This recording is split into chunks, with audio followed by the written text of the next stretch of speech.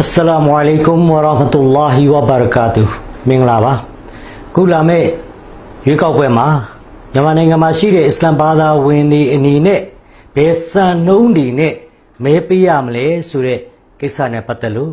ဒီနေ့မြန်မာနိုင်ငံရှိမြန်မာမွတ်စလင်လူဖွဲ့ပြီးကြုံတွေ့နေရတဲ့အခက်အခဲတွေထဲမှာဦးစားပေးပြောရရင်ဒီနေ့လွတ်လပ်စွာကိုယ့်ရဲ့ပိုင်ခွင့်ရှိတယ်သို့သောကျင့်သုံးတဲ့နေရာမှာအခက်အခဲတွေဖြစ်နေတယ်ဘာကြောင့်လဲအစ္စလာမ်ကဧည့်သည်ဘာသာမဟုတ်ဘူးနိုင်ငံတော်ဖွဲ့စည်းပုံအစစ်အစစ်မှာနော်အစ္စလာမ်ဘာသာကလည်းနိုင်ငံတော်ကအတိမတ်ပြုထားတဲ့သာသနာနိုင်ငံတော်ကစောက်ရှောက်ခံသာသနာတရားဖြစ်ပါတယ်သို့တော့ဒီကနေ့ကျွန်တော်လက်တွေ့ကျင့်သုံးခွင့်အခက်ခဲဒါကနံပါတ်1ကျွန်တော်တို့စဉ်းစားမှာဒုတိယကကျွန်တော်တို့ကနိုင်ငံသားကိစ္စဒီနေ့အစ္စလာမ်ဘာသာဝင်လို့ပြောတာနဲ့နိုင်ငံသားကိစ္စတန်တရားပွားခံရတာနှောင့်နှေးကြံ့ကြာမှုတွေဒါတွေဖြစ်ဒါကျွန်တော်လက်တွေ့ကြုံတွေ့နေရတယ်အဲ့တော့ဒီရဲ့ကြုံတွေ့ရတဲ့အကြောင်းရင်းကဘာလဲဆိုတော့နိုင်ငံရေးစနစ်ပါအဲ့တော့ဒီနိုင်ငံရေးစနစ်ပြောင်းလဲဖို့လိုပါတယ်အဲ့တော့ဒါနဲ့ပတ်သက်လို့ဒီနေ့ကျွန်တော်တို့မြန်မာမွတ်စလင်လူဖွဲ့စည်းတွေကနိုင်ငံရေးပါတီတွေထောင်ကြတယ်နော်အဲ့တော့အခုဆိုရင်ကျွန်တော်တို့လေ့လာလို့ရသလောက်ဒီမဲဆန္ဒနယ်10နယ်လောက်မှာရန်ကုန်မန္တလေးပေါ့အမတ်လောင်းပြည်သူ့လွှတ်တော်ကိုယ်စားလှယ်လောင်း20လောက်စင်ရပါတယ်ဆိုတာကပါတီအသီးသီးဟာမိမိတို့ပါတီရှင်သန်ရေးအတွက်ပေါ့တပါတီကိုအနည်းဆုံး3နေရာဝင်ရောက်ရမယ်ဆိုတော့ဒါဝင်ကြပါအဲ့တော့ကျွန်တော်တို့ဘက်ကကြည့်ရင်လေကိုယ့်ရဲ့ကိစ္စကိုလွတ်တော်ထဲမှာဘယ်သူကပြောမလဲဆိုတဲ့ကိစ္စနော်အဲ့တော့ကိုယ့်ထက်ကဒီအစ္စလာမ်ဘာသာဝင်တွေတဲကလည်းဒါကနိုင်ငံသားဖြစ်တဲ့အတွက်လွတ်တော်ထဲမှာဒါပြောရေးဆိုခွင့်ရှိတဲ့သူတွေပါဝင်လာဖို့အရေးကြီးပါတယ်ကျွန်တော်တို့သုံးသပ်ရရင်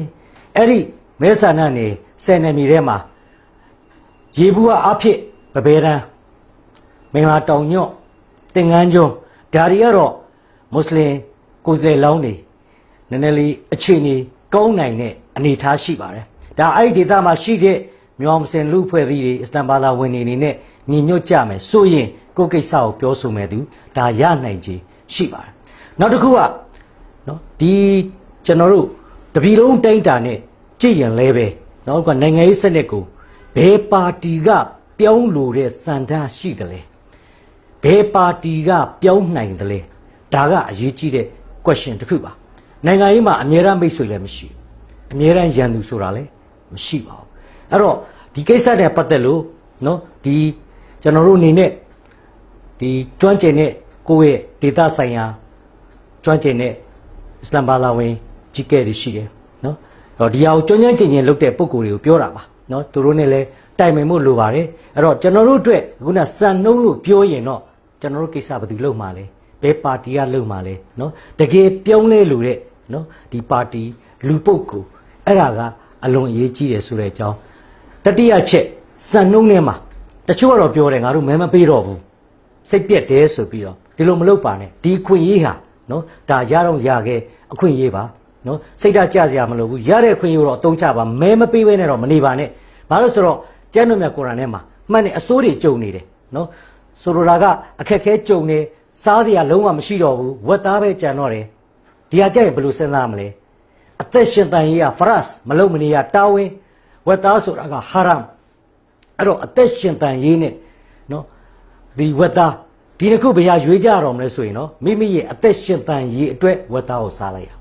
အဲ့တော့ဒီတိုင်းပဲလက်ရှိကာလမှာမကျေနပ်စရာတွေစိတ်ဆင်းရဲစရာတွေကြုံတွေ့နေတော့ညာလဲမိမိတို့ရဲ့ရှင်တန်ရာရှင်တန်ကြောင်းထွက်ပေါက်အတွက်နော်လုံးဝစင်လုံးကြောမရရင်တောင်မှခုနပြောတဲ့နိုင်ငံရေးစနစ်တွေအပြောင်းလဲမိမိရဲ့အသက်ရှင်တန်ရာရှင်တန်ကြောင်းဘယ်ပါတီတို့မို့ဘယ်ပုဂ္ဂိုလ်ဘယ်အရာကဆောင်ရွက်ပေးနိုင်တယ်လဲဆိုတာကိုစဉ်းစားပြီးတော့မဲပေးကြဖို့တိုက်တွန်းအပ်ပါတယ်ကျေးဇူးတင်ပါတယ်